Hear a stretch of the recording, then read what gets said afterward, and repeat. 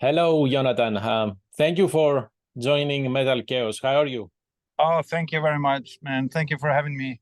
Absolutely, absolutely. Let's start right away. I know you have a busy schedule, and that's good, right? Because we have a new album from Graveyard. Yeah, finally, However, working on number six was not a smooth ride, correct?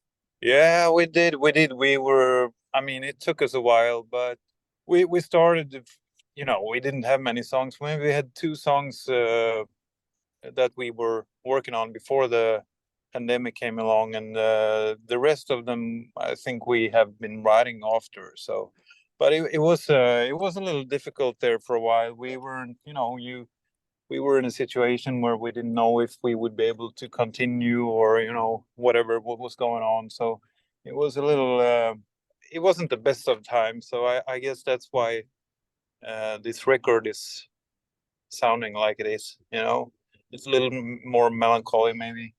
Well, that's fine because especially Graveyard is not the kind of band that likes to put out the same kind of music, right? Yeah, I no, I agree. I mean, we have to do something different. It wouldn't be good for us as person if we did the same thing over and over. I suppose, but and also we want to.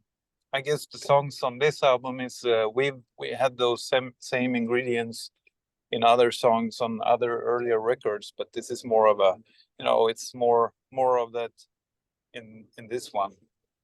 Why did you pick such a simple title? We actually we didn't know what the record would be called Mhm. from the start, and we had to, or I don't know if we had to, but we had to come up with a proposal for a name at least, and it was pretty early in the process. So I think it might have been Truls that said six, so we just went for that, and since then it's, I guess it grew on us, even if it's very simple.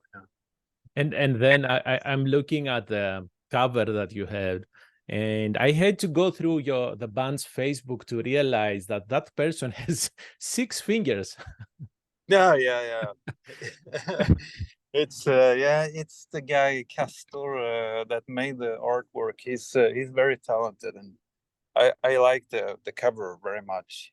I think he succeed to put whatever he felt from the songs into the album in a good way. Initially I was thinking that originally this was an original black and white photo, and then you had to do some, manipulation. But apparently it's not. It was created from scratch, right? No, you're right. It's an old family picture. It's I think Castor, the guy that made the album cover, he's that's some old relative to him. Oh, And then all the colors were added afterwards, and he was fixing and trixing. But that's it's an old photo from the start. oh my goodness. He removed the eyes, added another finger. Oh my goodness. Yeah, yeah. He has a good feeling, but can't see very much. You mentioned about the atmosphere of the album, and I think that atmosphere, that melancholy that you mentioned, goes very well with the blues side or even the soul side of the music in the new album. You did not plan for that, right? This is the songwriting that you created as you were working on that. Yeah, you're right. I mean that's how they came out this time, and I think it's always been a lot of blues involved, but yeah, we never know which way to go, or we never have a plan on how to sound really. So it always turns out the way it does, because we focus right there and on that song at that moment. Kind of, we don't have a master plan on where to go. When did you decide to work with Don again as a producer to record the album with him? I think it was whenever we started to talk about, whenever we said that, we have to try to make a new album now, and it was pretty early it was maybe a year or so before we actually started recording, that I asked the others if they, you know, what they thought about going back to record with Don and doing his thing and his analog thing, and you know, and they all were up for it, and I think that Don has made a great job, you know, recording and producing every album we've been doing with him. So it sounds like a great idea, and also that we like to work analog, you know. So he's a very talented man that's been doing a lot of work with this record as well. Nowadays, everybody's using digital means to record an album and produce an album. So sometimes I don't think it makes, as a listener, it doesn't tell me a lot when a band says, we recorded this with analog means. So from your perspective, as an artist, as a guitarist, as a singer, what does that mean, recording everything with analog equipment? It's very much the vibe or the feeling you have to get into while recording analog, because it's not always a pleasure, because you have to really, you know, do your best, you know, and it's not as easy. Of course we can fix like notes, or you know, just redo a guitar that was out of tune or something, but you really have to focus to get the good take, you know. Everybody has to be in that kind of mood or the bubble, and then to me it's a very much a warmer sound when you do it analog. And also you just have to know what you're doing, kind of, you know. You have to know what amp you want to use, or what sound you want to, you know. Even if Don as a producer and sound engineer did that for us, you also, you know, you have certain wishes and how the guitar, you know, should sound like, and all that. So it's I don't know, it's both harder and more fun in a way, I feel like. Yeah. And we should appreciate that as listeners, that this means, to me, my mind, non-professional mind, means that there is more work involved, and you get more feeling. And I think that's that way. On vinyl, the music sounds better, because vinyl All right. is analog. You picked Gonat, am I pronouncing this correctly, as the first song for the album? That's a mellow, a slow one. Was there a specific reason? I don't know if there was any reason for it, but because it seemed like or the most obvious would be to put it last, since it's good night, you know, which is good night. But it also felt like a good introduction, you know. Somehow it kind of it sets the mood for a lot of songs on the record, I feel like. But I mean, and there's when you plan the songs in what order they should come, it's really hard, and in the end you're like, okay, just, you know, whatever, you know, scramble around and you know, sometimes, but you always try to figure it out first, which would be the best, you know, way to go. But you know, yeah, it just seemed like a nice one to start with. Honestly, I was thinking that, hey, Graveyard, they want us to get into the mood, and they want us to do it as quick as possible. So let's start with this song. Yeah. You know, you have something there. You know, it's just a matter of which one of the 9 songs that were, you know, feeling best starting. Yeah. I saw it, and again on the band's Facebook page, that you use some riffs that you had from a riff database. So you keep all the riffs that you are writing?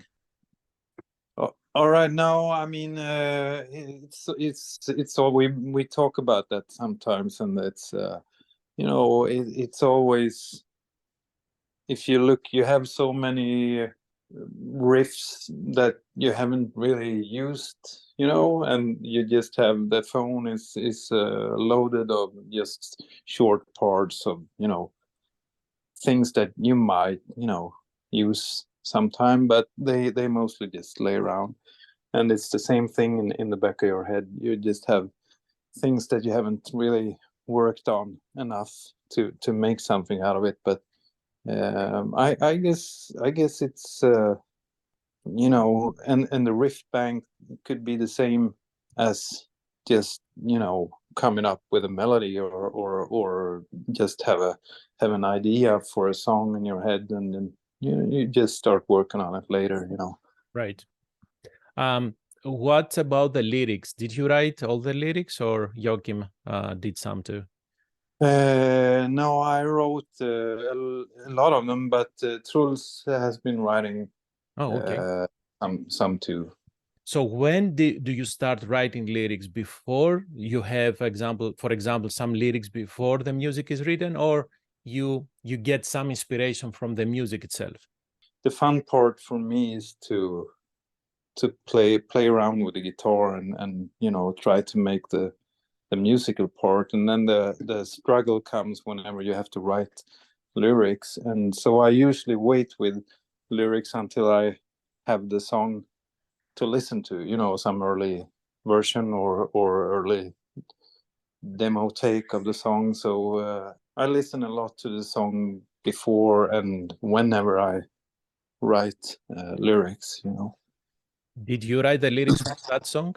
Sad Song is Truls. Yeah. Okay, I was trying to ask because that has almost a Bob Dylan vibe on that. So yeah, it is, and I think his voice is kind of it reminds me of Bob Dylan too. So yeah, good. So it's not only my ears. Yeah, no. Who did the backing vocals in Breathe In and Breathe Out, and I think a little bit in No Way Out?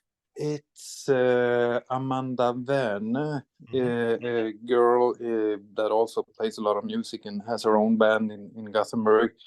And then it's Mariam Valentin. Okay.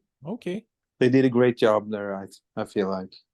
Yeah, there is almost I would like to say to describe those as a soul, some soul in those. Apart from the blues, there is some soul, just some soul elements, because you have the backing vocals.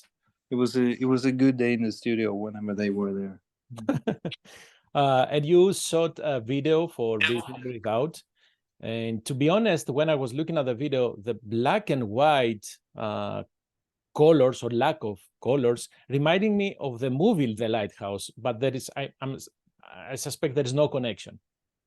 All right. No, I mean, not for me. It's not. I mean, we had the guys we were working with. They've done a great job, I feel like, but we didn't have any input in the story or I didn't know it was supposed to be black and white until we recorded it. So it was it's kind of all their job, I feel like, and we're happy with it. I think it turned out good, and I like black and white more, so it's perfect. Was it as cold as it looks like? It wasn't that cold actually, but it was pretty wet because it was it was almost. It was one of the most windy day during the summer, so it was a fun and exciting experience being out on the sea like that. Great. So Graveyard have announced some Swedish 2 days in Sweden, right? Sweden. What are you planning after that?